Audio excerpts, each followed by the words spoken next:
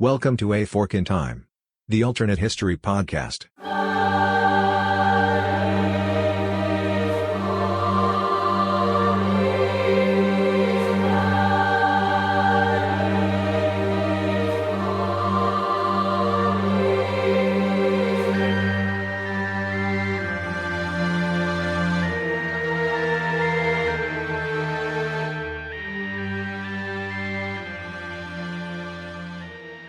It's that time to welcome you back to A Fork in Time, the alternate history podcast. Don sitting in the host chair today, joined by show contributor.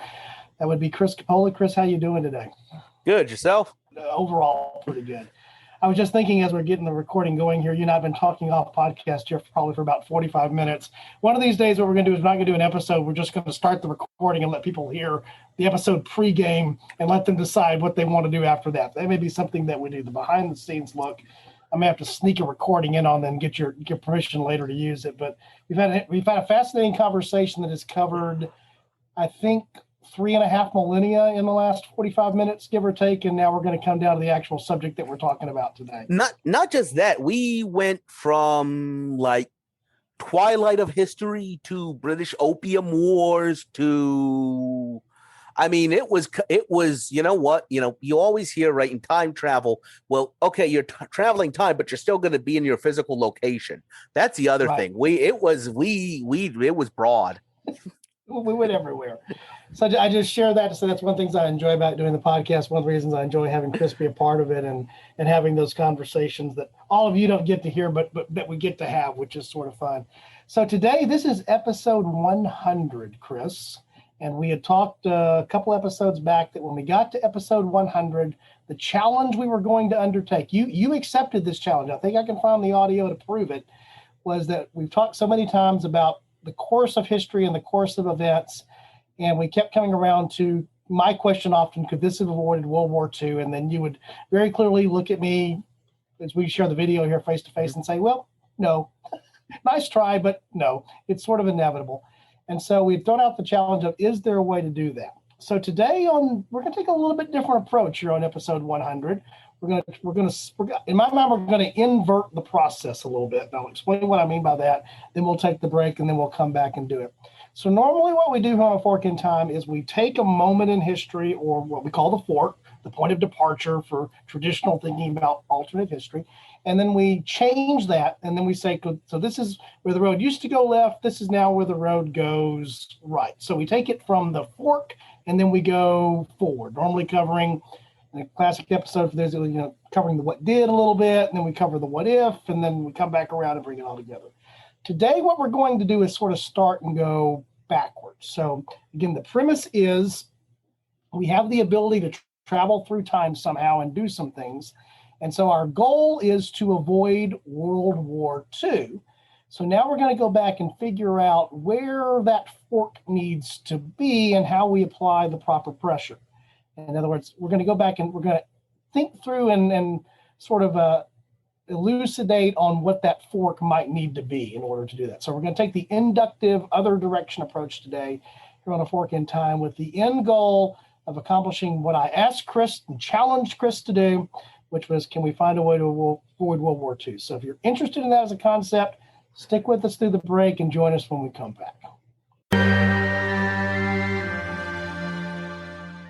Don and Alexis, taking a little break from the podcast today because we talk all the time about what are we trying to build out there, Alexis? A community. A community. A community has more than one element to it. Mm-hmm. So one of the things that we've come to enjoy over the course of doing the podcast here for slightly more than a year and a half now, wow, is getting to know people that have found us on the web and have not become listeners, but also become contributors and become some of our friends in the podcast community. Recently, we featured him on one of our episodes, and we were featured on one of theirs. We had a chance to encounter Brody Burton. And Alexis, Brody has a podcast, and what's it called? Imagine If. Imagine If. And so we wanted to once again just mention that, again, in the spirit of what we said we're all about, being true to that, we're about a community. So we're suggesting to you again, if you found our podcast and you like it, but perhaps you did not hear the episode that had Brody, you're having a chance once again to hear about Imagine If. One of the things that astonishes me about Brody is a young man. Brody is, I think, a freshman in high school, and he's chosen to do this at a very young age, and he's doing it very well. So it is worthy of encouragement and worthy of us suggesting that you want to be a part of that. So you can find it. Do a Google search. There'll be a link in this particular show and in other show notes. There's a link on our website. So if you go to www.aforkandtimepodcast.com, you'll find links that'll get you to Brody's podcast. But again, we want to be sincere about saying that we're looking to build a community here. So part of that is pumping up and suggesting there's other things out there. And Brody's podcast is different than ours. You may find you like it better or worse, or it's just that it's different. But we would encourage you to check it out. Absolutely. Welcome back to A Fork in Time, the Alternate History Podcast. The next voice you're going to hear is that of Chris Coppola. Hi. Hey, who's joining me today here for episode 100. And as we set up before the break, we're going to take this inverted look back. And the goal today is to see if we can create a fork, Now, we should say right up front here, Chris, you believe you have high doubts that this is even possible. We'll get through that when we go through the exercise here. But trying to find an actual fork that is, practical enough and possible enough that it's actually plausible enough to go down the path. There's 3 P words. And so the question is World War II. So what is your thought potentially on where we go apply the fork to avoid World War II, Chris? So let me just say this. One of the things we've talked about before is the ideas of man versus kind of movement, forces of history versus individuals. And one of the first things when you think about alternative history or time travel is the question of, would somebody go back and kill baby Hitler? And I'm going to be perfectly honest, that does not affect anything. I am definitely on the side of movements. I am on the side of, it was going to happen. If it wasn't him, it would have been a Strasser or a Drexler, or, there were other people in Germany kind of doing similar things. The most logical and the best, I think, kind of point to do it is Versailles, is the end of World War I, where they sit down after Europe has tried to commit collective suicide and try and piece something back together. So the key in your mind is to go back to Versailles. We've talked about this so many times. It's almost a recurring theme on the show. You've heard me say this a number of times. I think of World War I and World War II as being basically the same conflict with a little bit of there was a halftime or there was an intermission to some degree, although it wasn't even a full intermission in the middle. And so they're connected events, no doubt, in all kinds of ways. And the participants, some of the same people, certainly some of the same countries are involved. So we're going to go back and look at what you would do differently than at Versailles. So you mentioned when we were talking off podcast about this, that's one V word. I have another V word in my head, and I think you know where I'm going here. So there's not only been just one conference or negotiation or output in European history that begins with a V. Versailles is one of them. What's the other one? The other one, you challenged me because I want to think of a third one now, just to be obtuse. But oh yeah. Yeah. But the other one I'm thinking about is, and the other, the beautiful thing about it is it happens 104 years before. I mean, I think in other podcasts that we've had, you've had to correct yourself whether we're talking 18 or 19. This is very hard to confuse whether you're talking 1919, but this one was 18, 14, 15, and the Congress of Vienna. Okay. So remind our listeners, Sue, I think most of them probably have some sense of this, but remind our listeners what causes the Congress of Vienna to come to be. Napoleon. Yeah. So this is not the first time there's been a dominant military engagement, someone looking to dominate all of Europe. That's been done before. Yeah, it's a little blasé by this point. Basically, the Congress of Vienna is Europe getting together to put the pieces back from what Napoleon had tried to do and what the French Revolution had tried to do. Basically, to some extent, it was trying to turn the clock of history back a good 30 years before, actually, to kind of turn the clock back to the way things were after Westphalia, which, by the way, depending upon which language you are speaking, Westphalia and Versailles could start to done. So there you did it. And I see by the expression on your face, Chris, you are very proud of yourself for having done that, as you should be. So the Peace of Westphalia, the Vienna Congress, the Versailles Treaty or the Versailles Conference. Interesting how we use different terms around all these things too. One was the Peace of, one is a Congress. And I think that's actually a concept I want to come back to, the why it's called the Congress of Vienna versus the Versailles Conference, because those are really, I think there's a lot contained even in what they're called there, to be honest with you. I now that I'm thinking about it, I feel like that actually is why I feel like one was successful and one wasn't. Those two words conjure some images in my mind that we can get into. Yeah. So the short story, which is always giving, something a little bit of a short shift to. So what is the short story of what the Congress of Vienna produced? The Victorian era. The longest peace in the history of European great power relations. And, there's a couple, there's footnotes to this. There's Crimea, there's the wars of German and Italian unification. But for almost 100 years, you hadn't had a full-on fracas. And that's also important looking at what had happened previous to even Napoleon and all of that. Every 10, 15 years, you have a, full-on, everybody is at war with each other. And this basically established a system of great power relations that was able to maintain a balance amongst each other and stop full-on coming to blows for longer. If I'm thinking about it, it may actually be the longest period of peace in Europe. Even right now, we're still only 70 years from kind of the post-World War II settlement. So, hey, let's hope we keep that going and break the streak. But they did establish the record back then. Right. Which is interesting because, again, the other thing that popped into my head there was just thinking back to the 100 Years' War, which lasted for slightly more than 100 years. They've managed to fight for longer periods than the peace was able to be maintained consistently over a period of time. 30 Years' War, 100 Years' War, that's not been uncommon.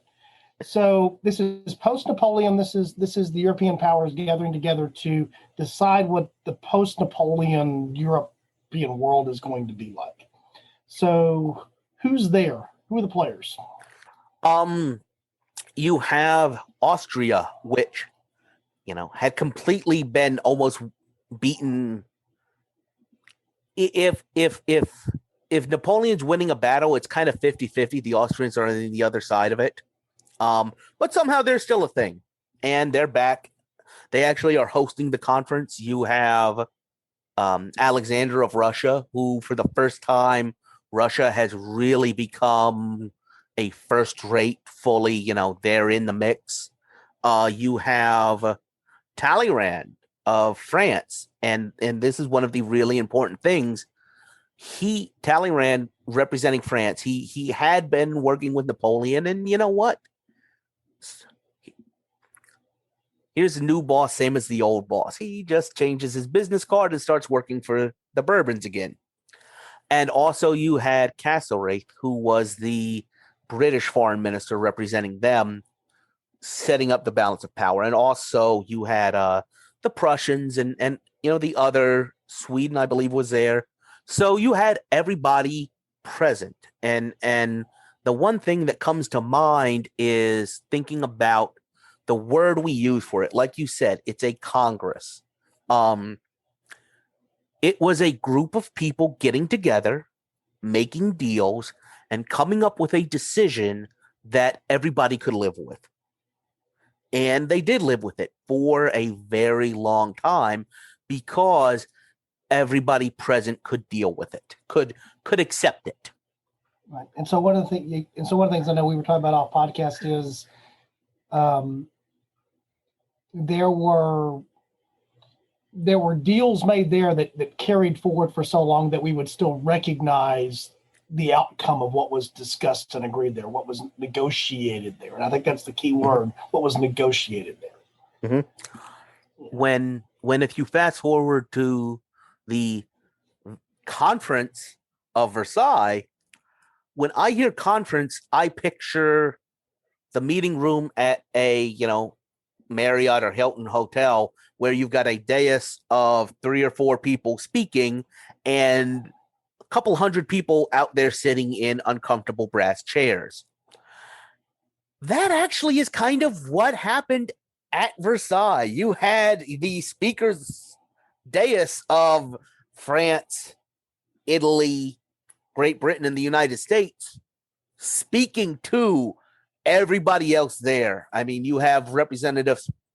A couple of weeks ago, we did an episode on Ho Chi Minh, and he was there trying to get recognition for Vietnamese independence. You have, and we haven't touched on this much, but you had Lawrence of Arabia and the leaders of the Arab Revolt there advocating for Arab independence, and all of these other countries that are invited to the meeting, but they're just, I just picture them out in that sea of people that are being spoken to by the conference, the select few that are the speakers at the conference.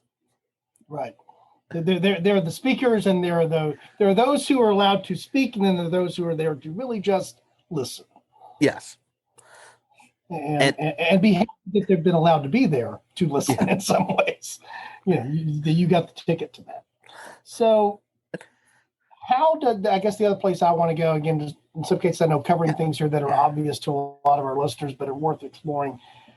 What are the primary ways that Versailles sets up World War II? Because we're going to go for the study of what would you do differently at Versailles. So what are the seeds of World War II that are sown, not only sown, but planted and watered and given good care at Versailles at the end of World War I that set up the situation for World War II?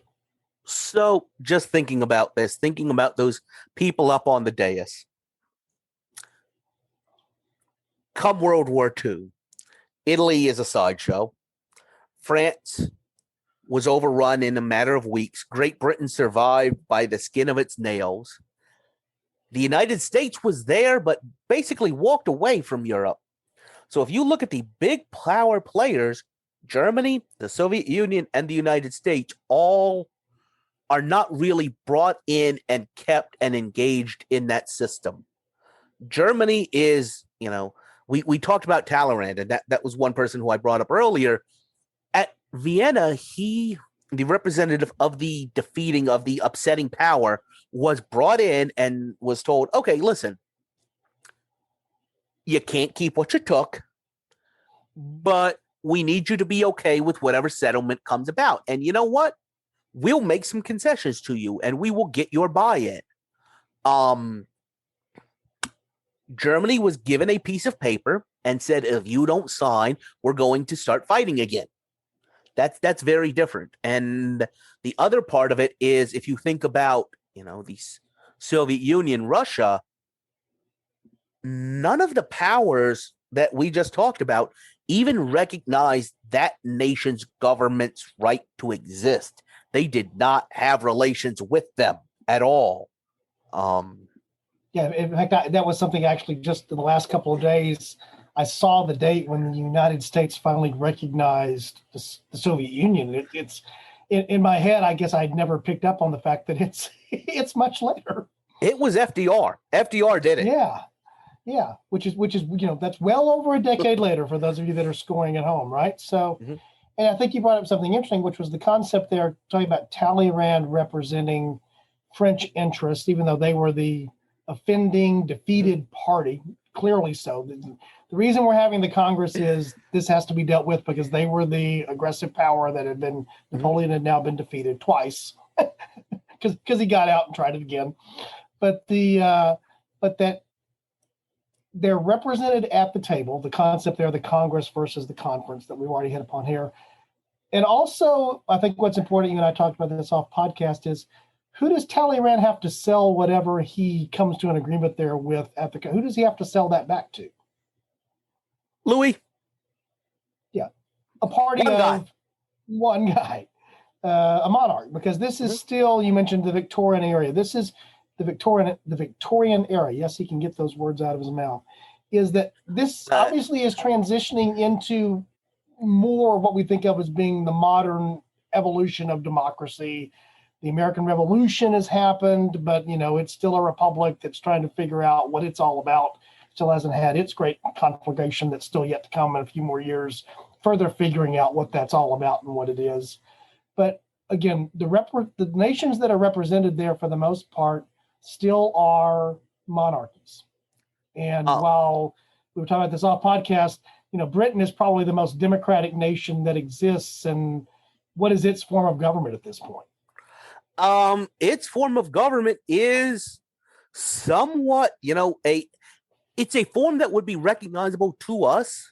The monarch was somewhat responsible to Parliament and all of that, except here's the kicker.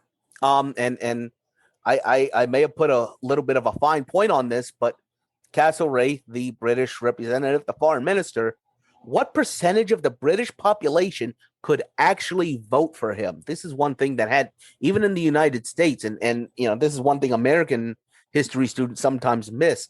This is still the period when you had to own property. There was a tax requirement. You had to pay this. And I do find it interesting that that's coming out right around tax day almost.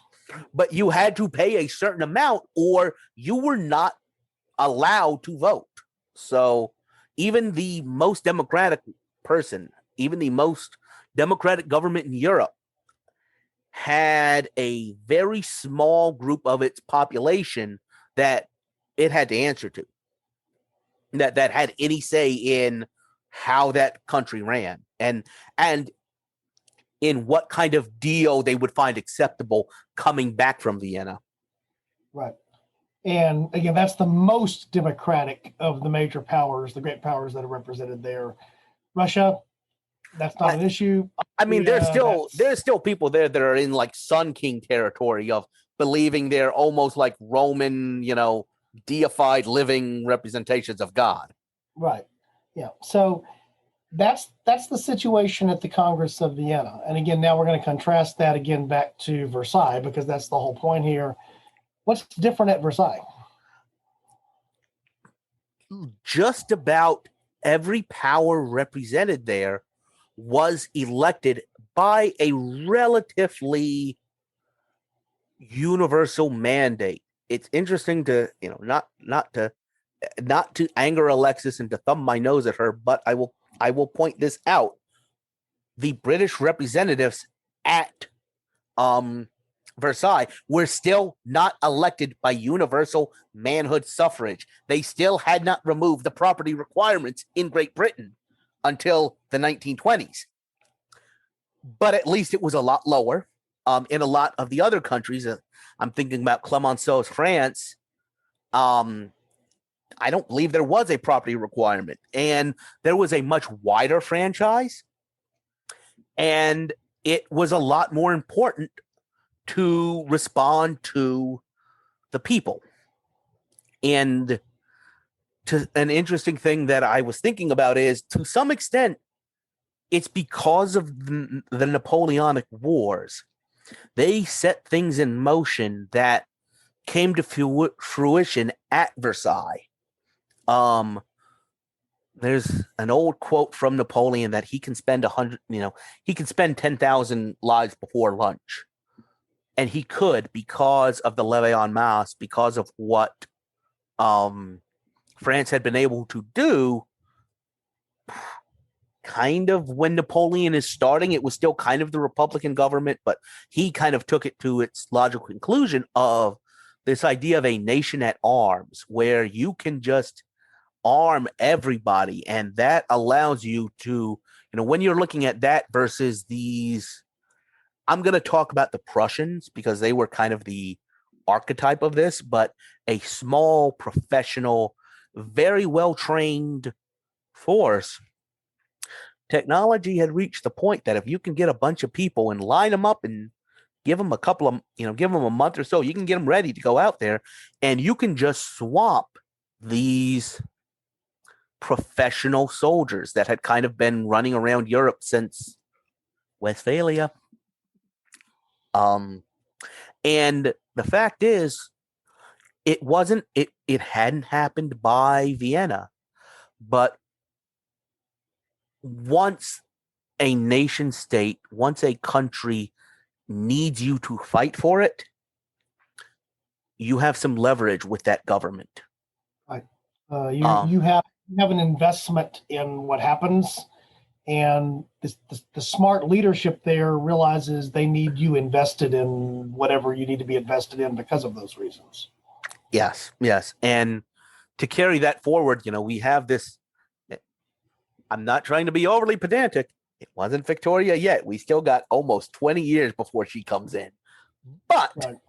We have this era of peace and nationalism in Europe, and that popular participation in government, this idea that the people have something to say about this, really does take over, is able to grow and spread during this peace, so that by 1914,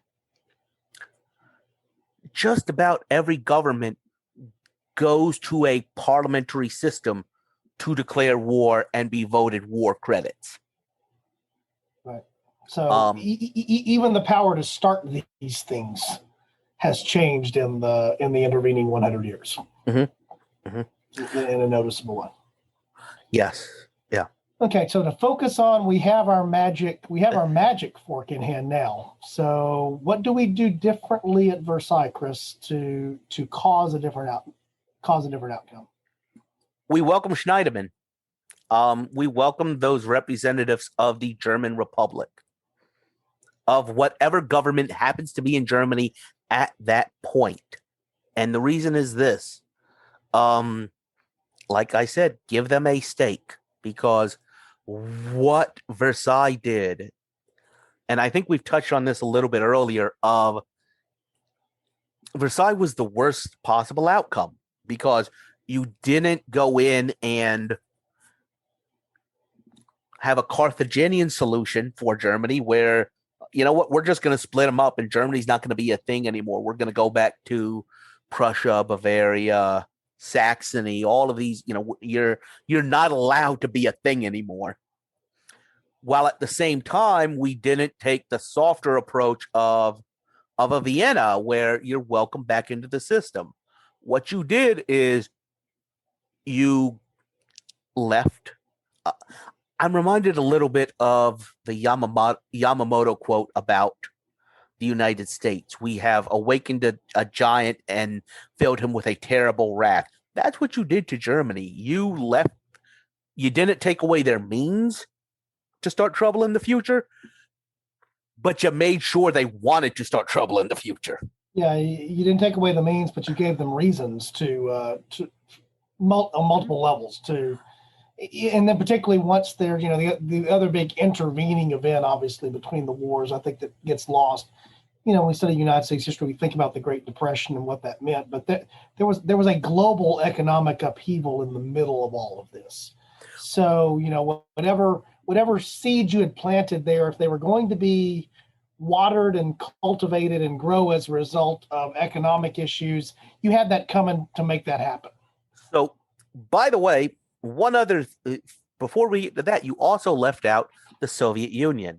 It is Russia. It is a huge power on the border, and it also has no stake in what happens at Versailles. But the other thing to think about is this. What caused the Great Depression? What caused that run on the banks? And one of the things that caused that run on the banks was in the late 1920s, the United States had started buying German government bonds.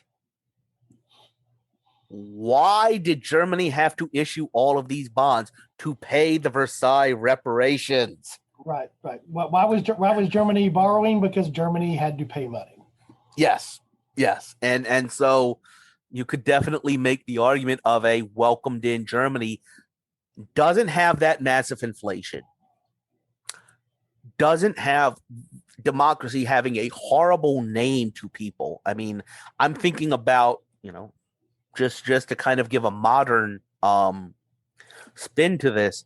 If you look at the average Russian today, looking at what Putin is doing, Putin puts bread in their stomach. Democracy meant collapse. Democracy meant bread lines. If democracy doesn't mean bread lines, it can grow, and it means something different to the people of a country. I think that's a valid point. So, is there a particular thing that comes to mind other than the general concept of having Germany be a partner in the peace, not the object of now this is what's going to happen? Where again they have a say, or even if they don't have as much of a say, at least they feel like they're having a say, because part of it is also the psychology of that. In your mind, are there any particular things at Versailles that have to be undone that, if you want to get down to a specific, what that would be? Territory is obviously part of it, right? That's actually something we did talk about off podcast. The two things are, well, a couple of things. One, the war guilt, the forcing Germany to admit they were solely responsible. At Vienna, we all knew France was responsible. We didn't have to have anybody say it. That doesn't, the forcing of Germany to admit that they are responsible and to assume all of the economic burden, that just, that's the single thing I think that really set up the future. The interesting thing that I think I mentioned off podcast, when it comes to territory, if you look at a post-Versailles map of Europe, I'm going to go ahead and name some countries. They look exactly the same.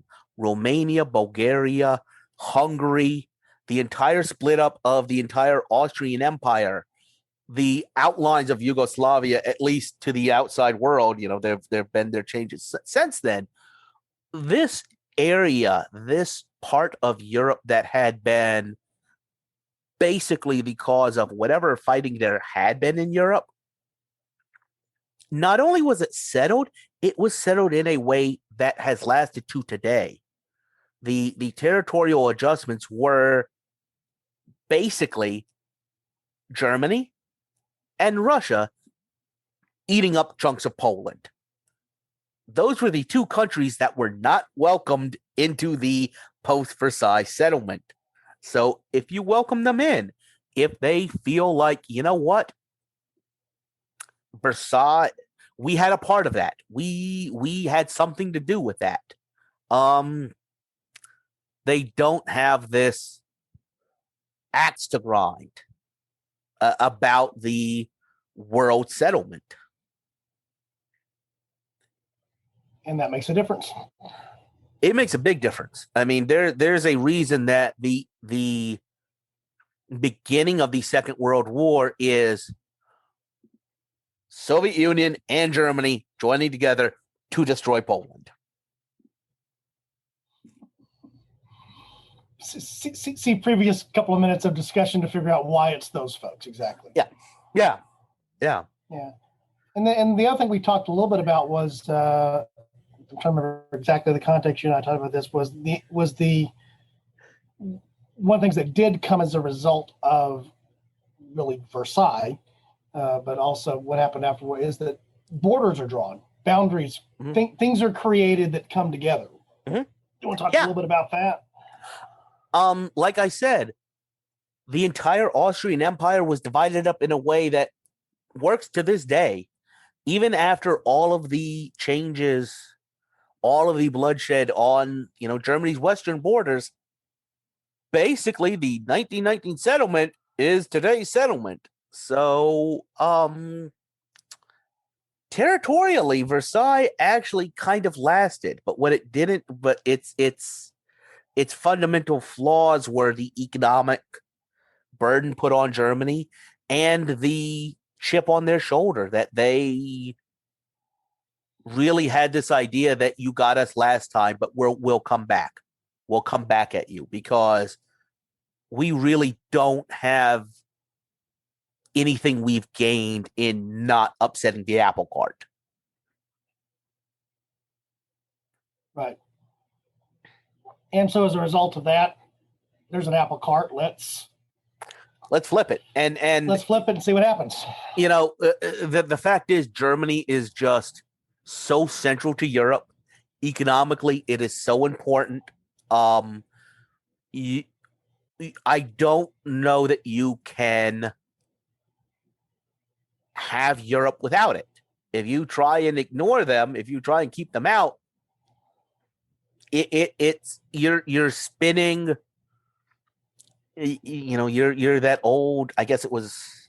I'm trying to think of these acts. Would make it on Ed Sullivan of the person running around spinning the plates on sticks. That's what you're doing, and that is not sustainable. Right.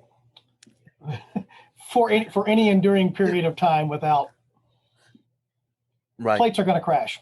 Yeah. And then you're going to have the cleanup from the plates that are going to crash, which is the other part that's there. So the conclusion that we've reached here in this little inverted way of trying to attack this is, once again, without changing this important fork point in history, it's inevitable. Yes. But if we could change this, I absolutely can deliver on my promise and finally say, you know what? I don't think World War II would have had to happen in any format whatsoever, because in many other times I've said it can change and people will change sides, but I think we finally have found a way to stop it. Great, wonderful. Please do not stop the podcast right now because there's a big but coming. Yeah. And the but is, it's not, that's not practical based upon what you're saying. I like my mental image that I've already created of the guy running around spinning plates, because that's kind of what I feel like right now. Given the forces, given where people were, I don't think that is. We finally found a way to do it. I just don't. I don't see it happening. I don't see how we could have made that happen. And the reason is what we had kind of previously mentioned, which is the nature of these powers had changed. The fact is, I mean, there are statistics in Britain about basically every family lost somebody, a very close relative. And by the way, Britain got off light compared to a France, compared to a Germany and other countries. And, we talked about that democratization of violence, that a modern industrial society has to dig deep and bring out these people and recruit them and get them marching towards what the state wants. And to do that, the state has to give them a say. And thinking about, just to use the French example, like we said, Talleyrand had to answer to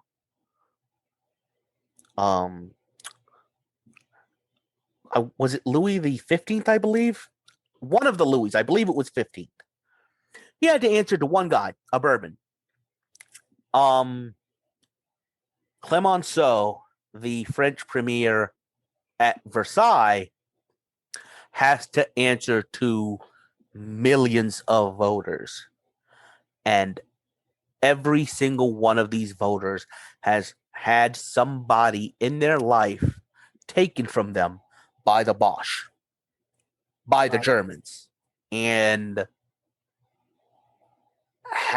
having and being able to convince them to forget that, to welcome Germany back into a society, to convince them to not extract their pound of flesh from Germany. Right. I think about the German government, the Weimar government, and it was still working itself out. But basically, the German Republic came back from Versailles with a settlement, and it was so unacceptable to the German people that that government fell, and for the rest of the existence of the Republic had brought back this horrible peace and was constantly blamed for it. The fact is, if you have a Vienna-style settlement at Versailles, guess what? Instead of the Weimar Republic being the discredited, the poisonous, it feels almost the foreign imposition of a government. It's the French Third Republic. Clemenceau's party is gone. The French will not forget what Germany did, and real world, it's impossible for them to accept it. Right. And so, this is, the thing that's running through my head is, so often it's the fun exercise of what we do with alternate history to go down these fanciful flights of various things. And, again, we have the privilege of it's alternate history. We can sort of, play fast and loose with the boundaries and the rules, but then there's real politics, there's the real world, there's reality.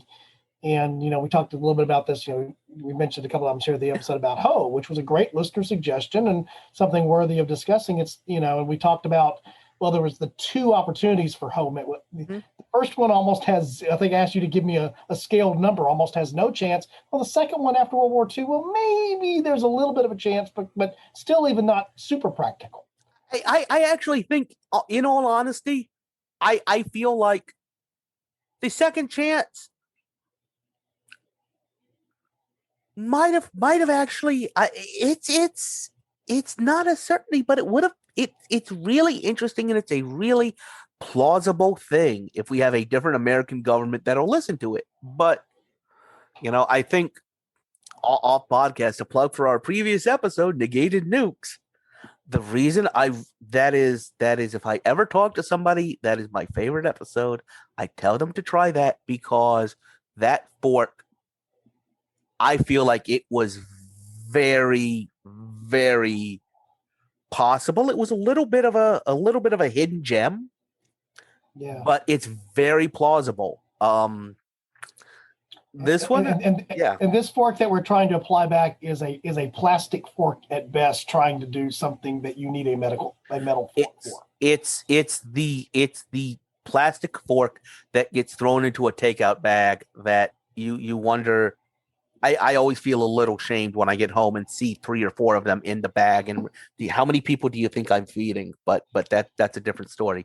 I think I know what it is. Yeah. It's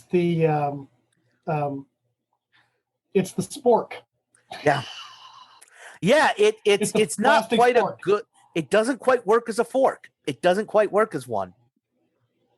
Yeah. This is the Spork. In fact, I think we now have settled. It took a while into the episode, but if you listened all the way through, you'll understand what the title of the episode is, because I am now going to find some way, shape, form, or fashion to get Spork into the title of the episode.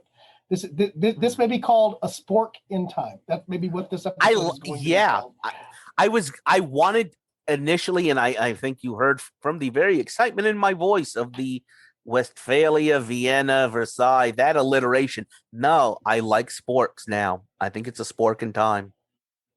Yeah, the centenary episode is a Spork in Time. A Spork in Time, which make it even more to really take a spin upon itself. I like it. So again, if you listened all the way through, and I hope you did, now you understand what the title was. Yeah. This is the Spork in Time. So good deal. Chris, anything else you can think of that we want to throw in on here for this particular episode? Not particularly. I mean, I think this is a fun idea. This is an interesting idea. I always find myself trying to pull it back to trying to come up with plausible ones, and this was a fun one. But I delivered on the promise. I found a way to stop World War II. You did. It's just we got to build a better Spork. I do think it's an interesting. This is something else we've talked about is the man versus the movement, and the forces are so set that it's almost going to happen. And I just completely discount the idea of going back and killing baby Hitler to make that happen. I don't see how that does it. Yeah. I don't think, But, and again, I'm glad you brought that up, because I think it's so easy when a lot of people approach alternate history, especially from like the science fiction genre approach, is that, you just go back and, you do that one magical thing, and then, that changes everything, and it ignores, we've actually had this conversation, Brant and I had this conversation, whether you subscribe to the great person in history concept or the broad forces of history concept. I go back and forth on certain things, but to the point of this episode, there were forces that were in place that it wouldn't, as you said, it wouldn't matter. It would be a different name. We would revile a different name today other than Hitler, but there would still probably be a name that we reviled, and for all the reasons that were there. So good. Chris, one of the great things, Alexis and I were talking this past week, one of the great things we've enjoyed about now 100 episodes into A Fork in Time is getting to meet the people that we've met along the way. Chris, I just want to say thank you. I've enjoyed getting to know you as we have a little bit over the last year, and look forward to what's moving forward. And I'm almost to the ridiculous point of giddy excited about the title for this episode. I can't wait to post the title as a Spork in Time and figure out where it goes. So good deal. Chris, thanks for joining us.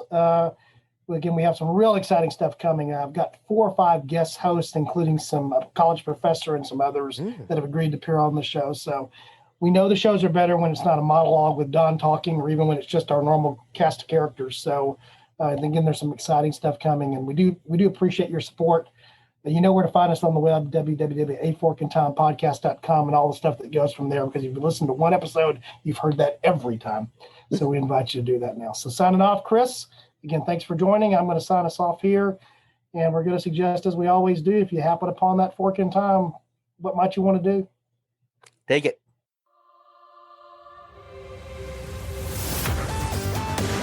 Thanks for listening to A Fork in Time, the alternate history podcast.